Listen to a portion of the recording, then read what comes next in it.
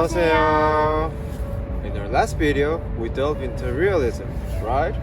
Absolutely. For today's video, we're going to explore the key aspects of liberalism, another major school of thought in IR theory.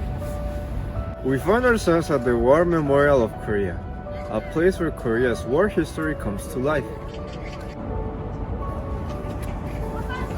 Before we explore the museum, let's start by understanding what liberalism is. From an international relations perspective, much like realism, liberalism is a major school of thought.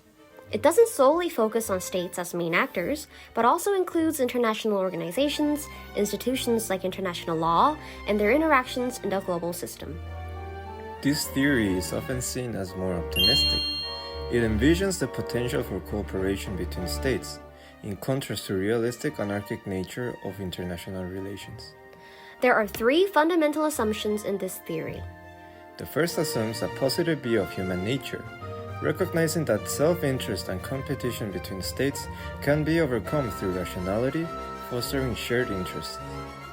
This leads us to the second assumption, which strongly believes that the conflictive nature of international relations can transform into cooperation through mutual interests, shared values, and constant diplomatic engagement. Lastly, the core liberal assumption is a strong belief in human progress. This extends beyond scientific or technological development to include the improvement of ideas, values, individual rights, and institutions through reason. That was a quick, insightful summary, wasn't it? Now that we have a basic understanding of what liberalism is, let's dive into the historical significance of this occasion. The War Memorial of Korea encompasses the war history of the entire Korean peninsula and South Korea. It exhibits weapons and equipments from the prehistoric times up to the Korean War, which is known to be one of the most destructive wars in the modern era. It resulted in the current division of North and South Korea through the 38th parallel. The building itself dates to 1944 and was originally the Army's headquarters before being converted to a war memorial. It was converted to reflect on the lessons learned from the Korean War with hope of preventing future conflicts and fostering reunification. Now, shall we explore the museum?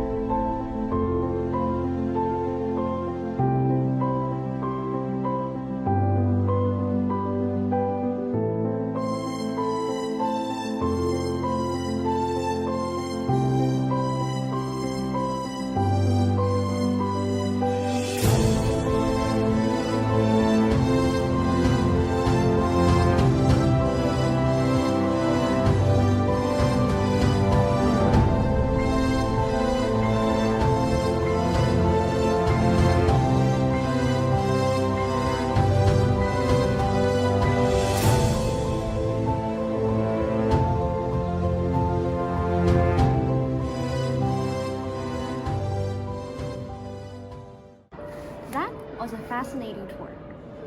But considering this memorial's focus on war, isn't this a realist perspective? How can we interpret it through liberalism? That's a reasonable question. It's precisely because of its focus on war that we chose this place to showcase liberalism. The end of the Korean War marked a new beginning for South Korea, marked by liberalist ideas, in contrast to its counterpart. The effect that both realism and liberalism seek is to avoid the disastrous consequences of war, but both perspectives use a different set of tools.